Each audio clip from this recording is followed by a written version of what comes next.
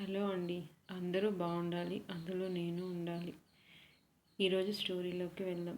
మల్లె పువ్వు లాంటి వెన్నెల, పున్నమి రేయి, వాటికి తోడుగా చల్లని పిల్లగాలులు.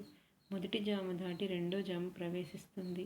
అందరూ నిద్రావస్థలో మునిగి ఉన్నారు. సుందరయ్య గారి ఇల్లు ముచ్చటగా 4 గదుల పెంకుటిల్లు. ఒకటి వంటగది, దాని పక్కనే ఒకటి ధాన్యపు గది, మూడవది సుందరయ్య గారి కొడుకు సురేష్ పడగ్గది, నాలుగవది దేవుడి గది. పెంకుటిల్లు ముందు వరండా, ఒక పక్క గొడ్ల కొట్టం. వంటగదిలో ఏదో చప్పుడవుతుంది. ఆ చప్పుడికి వంటగది పక్కన నులక మంచం మీద పడుకుని నిద్రావస్థలో ఉన్న గౌరికి మెలకువ వచ్చింది. బద్ధకంగా ఒళ్ళు విరుచుకుని లేచి వంటగది గుళ్ళెం తీసి చూసింది. పిల్లి పాలు పారబోస్తుంది. విసుక్కుంటూ దాన్ని బయటకు తోలి గొళ్ళెం పెట్టి పడుకోబోయింది. ఎక్కడి నుంచో మూలుగు వినిపిస్తుంది. ఏమిటా అనుకుంటూ గది గది తిరుగుతూ వెళ్ళింది. ఆ మూలుగు సురేష్ పడగదిలో నుంచి వస్తుంది. చూడకూడదనుకుంటూనే కిటికీ రెక్కగుండా తొంగి చూసింది. గది లోపల సురేష్, అతని భార్య మధులత ఒకే పట్టె మంచం మీద పడుకొని ఉన్నారు. సురేష్ మధులత కాళ్ళపై కాలు వేశాడు. మధులత సురేష్ని దగ్గరకు లాక్కుంది. ఇదంతా చూస్తూ గౌరీ వెళ్దామనుకున్నా ఏం చేస్తారో చూడాలని తహతహతో అలాగే కిటికీ పక్క నుంచి చూస్తుంది. అతడు ఆమెను గట్టిగా కౌగిలించుకున్నాడు. ఉక్కు కౌగిలి లాంటి అతని కౌగిలిలో అతడి ఛాతీకి ఆమె శ్వాస తగులుతూ తన కౌగిలిలో ఇమిడిపోయింది. ఇద్దరూ కొత్తగా పెళ్ళైన భార్యాభర్తలు, నవయవ్వనంలో ఉన్నారు. ఇద్దరూ నిద్రపోతున్నట్లు నటిస్తున్నారే కానీ వారిలో ఎవరూ నిజంగా నిద్రపోవటం లేదు. సురేష్ కళ్ళు తెరిచి చూశాడు. పచ్చగా బెడ్లైట్ కాంతిలో నిగనిగా మెరుస్తున్న ఆమెను చూడగానే అతనిలో చలనం ప్రారంభమైంది. మధులతని ఇంకా దగ్గరికి లాక్కున్నాడు. ఆమెలో చలనం ప్రారంభమై మెలికలు తిరగడం మొదలెట్టింది. అంతే, వాళ్ళిద్దరూ ఒకటైపోయారు. ఇదంతా చూస్తున్న గౌరీ మెదడులో ఎన్నో ఆలోచనలు, మనస్సులో ఏదో కోరిక. కోరిక కళ్ళెం లేని గుర్రంలా పరిగెడుతుంటే మనస్సు దాన్ని అదుపులో పెట్టుకోలేకపోయింది. 25 సంవత్సరాలు ఆమె కన్నరికం చెక్కు చెదరలేదు. దానికి కారణం పెళ్ళైన నెల రోజులు తిరగకుండానే ఆమె భర్త మరణించడం. సుందరయ్య గారి భార్య మరణంతో ఇంట్లో ఆడదిక్కు లేక గౌరిని అనాథాశ్రమం నుంచి తెచ్చాడు. అందుకు ఫలితంగా ఏడాది తిరగకుండానే పెళ్లి చేశాడు ఆమెకు. అప్పటికి 17 సంవత్సరాలు. విధి ఆమెపై చిన్నచూపు చూసింది. అప్పట్నుంచి కన్నెరికపు కోరికల్ని బలవంతాన అణుచుకుంటూ వస్తుంది. 2 పదులు దాటొచ్చాయి. మళ్ళీ సుందరయ్య గారు ఆమె పెళ్లి మాట ఎత్తలేదు. అయినా కూడా పైకి నోరు మెదపకుండా కోరికల్ని అణుచుకొని బలవంతాన రోజుల్ని నెట్టుకొస్తుంది. కానీ సురేష్ పెళ్ళైన 2 ఏళ్ల నుంచి ఆమెలో ఏదో తీయటి అనుభూతి మొదలైంది. అది రోజు రోజుకి వృద్ధి అవుతూ వచ్చింది. ఇప్పుడు దానికి కళ్ళెం లేకుండా పోయింది. ఆమె మస్తిష్కం మొద్దుబారిపోతుంది. ఆలోచించుకోలేకపోయింది. యుక్తాయుక్త విచక్షణ జ్ఞానం లోపించింది. వెంటనే గొడ్లపాకలోకి పరిగెత్తింది. నిద్రపోతున్న పాలేరు రంగనే లేపింది. వాడు ఉలిక్కిపడి లేచాడు. ఏదో అనబోయాడు. వాడు మాట్లాడడానికి అవకాశం ఇవ్వకుండా చీర విప్పి అవతల పారేసి అతన్ని గట్టిగా కౌగిలించుకొని తన పెదవులతో మూసివేసింది. ఆమె చేస్తున్న పనికి అతడు నివ్వెరపోయాడు. ఏమీ చేయడానికి అతనికి పాలుపోవటం లేదు. గట్టిగా అరుద్దామా? పక్కనే వరండాలో సుందరయ్య గారు పడుకుని ఉన్నాడు. ఈ విషయం చూశారంటే తాను తన్నులు తినడమే కాకుండా ఆమె జీవితం రభసపాలై ఏ దిక్కు లేకుండా పోతుంది. ఈ విధంగా ఆలోచిస్తున్నాడు. ఆమె ఉద్రేకానికి అతని నుంచి సమాధానం రాకపోయేసరికి ఆమెకి ఉద్రేకం ఇంకా ఎక్కువైంది. ఆమె రంగ భుజాన్ని గట్టిగా కొరికింది. ఎప్పుడైతే ఆమె అలా చేసిందో అతనిలోని మగసిరి విజృంభించింది.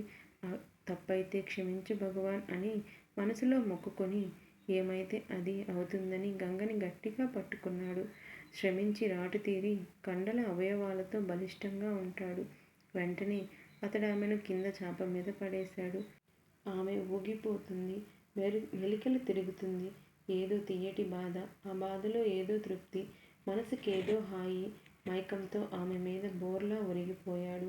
ఉక్కు కడ్డీ లాంటి అతని శరీరం కింద ఆమె శరీరం పువ్వులా నలిగిపోతుంది. ఇద్దరూ అలసటతో అలాగే ఒకరి మీద ఒకరు సొమ్మసిల్లిపోయారు. క్షణాలు, నిమిషాలు కాలగమనంలో కలిసిపోయాయి. కొంతసేపటికి మెలకువ వచ్చింది రంగడికి. మత్తు వదిలిపోయింది. కోరిక తీరింది. అదిరిపడ్డట్టు ఆమె మీద నుంచి లేచాడు రంగడు. తాను చేసిన పనికి హృదయం బగ్గుమంది. ఆపుకోలేక కళ్ళ వెంట అశ్రువులు రాలాయి. అంతలోనే మత్తుగా కళ్ళు తెరిచింది గంగ. ఎదురుగా ఏడుస్తున్న రంగడు తను చూస్తున్న వివస్థగా ఉంది. గబగబా లేచి బట్టలు వేసుకుంది. ఆమె కోరిక తీరింది. తాపం చల్లారిపోయింది. ఆమెకు ఒళ్ళంతా నొప్పిగా ఉంది. ఇప్పుడు ఆమెలో తాను చేసిందేమిటి? తాను తెగించిందా లేక చెడిపోయిందా? తాను చేసింది ఎంతవరకు దారి తీస్తుందో ఇలా పరిపరి విధాలుగా ఆలోచిస్తుంది. గంగమ్మ గారు, నా తప్పును క్షమించండి అన్నాడు రంగడు ఏడుస్తూ. నీ తప్పేమీ లేదు రంగడు, తప్పంతా నాదే అన్నట్లు నిట్టూరుస్తుంది. లేదమ్మాయి గారు, తప్పు ఇద్దరము చేశాం ఉద్రేకంలో. అందుకు తగిన శిక్ష సమానంగా ఇద్దరము అనుభవిద్దాం. రంగా, నా కోసం ఒక పని చేస్తావా? ఏమి చేయమన్నా చేస్తాను, చెప్పండి అమ్మాయి గారు. రంగా, నన్ను పెళ్లి చేసుకుంటావా? అమ్మాయి గారు, ఎంత మాట అన్నారండి? మీరెక్కడా, నేనెక్కడ? నేను కండలు కరిగించి బండ చాకరీ చేసే శ్రామికుణ్ణి. మీరు కాళ్ళు కదిపితే కందిపోయేంతటి సుకుమారులు. మనిద్దరికీ సంబంధం ఎక్కడమ్మాయి గారు?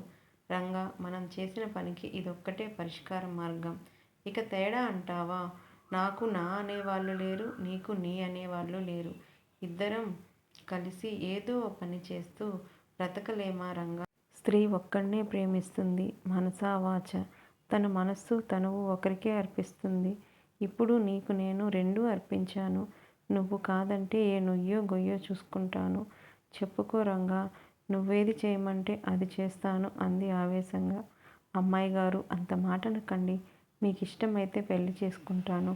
ఇద్దరం కలో గంజో తాగి బ్రతుకుదాం. ఎక్కడికెళ్ళినా ఇంత కూడు గుడ్డ దొరక్కపోదులే. రేపు అన్నీ సర్దుకుని వెళ్ళిపోదాం అన్నాడు అదే స్థాయి ఆవేశంతో. గంగ ఆ రాత్రికి ఎలాగో సర్దుకుంది. మరుసటి నాడు రాత్రి తాను రంగడు లేచిపోయేది ఆమె కలలకంటూ గడిపింది ఆ రోజంతా. సాయంత్రం వేళ సురేష్ పడుతూ లేస్తూ గంగ ఉన్న చోటికి వచ్చాడు. అతడి కళ్ళకి కలద్దాలు ఉండేవి, అవి లేవు. నా కళ్ళజోడు నా భార్య పెట్టెలో పెట్టాను. పెట్టె కనిపించడం లేదు, నా భార్య కూడా కనిపించడం లేదు. ఈ కాగితం మాత్రం కనిపించింది. ఇందులో ఏముందో చదువు గంగ అన్నాడు సురేష్. అతడు బాగా చదువుకున్నవాడే కానీ పాపం కళ్ళజోడు లేకపోవడం వల్ల గంగ చదివి వినిపించాల్సి వచ్చింది. ఏమండోయ్ భర్తగారు, మనకి కొత్తగా పెళ్ళయింది. ఇద్దరం అనేకసార్లు కలిసాం. మీదంతా మసక వ్యవహారం. అయినా ఎప్పటికప్పుడు నేను సర్దుకుని మీ పనితనం గమనించాను. మీతో పెద్ద బోరు. మీరు వట్టి శుద్ధపప్పులు అనిపించారు ప్రతిసారి. అందుకని రంగడిని లేపుకుపోవడానికి నిశ్చయించుకున్నాను. వాడిది ఉక్కు శరీరం, నాకు ఉక్కు కావాలి. ఏమీ అనుకోకండి. ఇట్లు నీ భార్య. ఉత్తరం పూర్తయ్యే లోపల స్పృహ తప్పిపోవాల్సింది సురేష్. కానీ రాధ తూలిపోవడం చూసి అంతా పరిగెత్తుకొచ్చారు. మీకు ఈ కథ నచ్చినట్లయితే లైక్, షేర్, సబ్స్క్రైబ్ చేసుకోండి.